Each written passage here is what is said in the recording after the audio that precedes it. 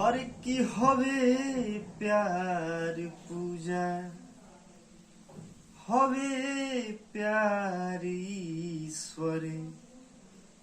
ई बात केहू न सोचे बिचारे, आ हमनी के दुश्मन भइल बाट दुनिया। आहू बिनती बाब केहू पत्थर न मारे। आगे के भाव बा, अरे ना कौनो हाट ना बजरिया से होला, ना कौनो हाट ना बजरिया से होला।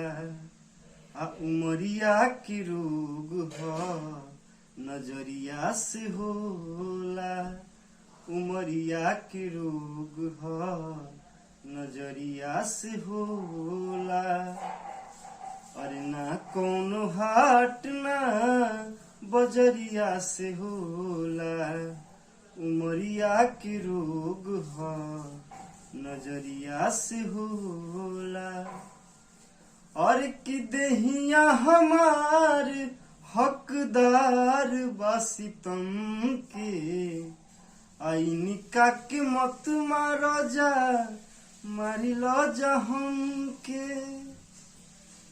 आहो देहिया हमार हकदार बासितम के, आईनिका के मत मारो जा मारी लो जा हमके।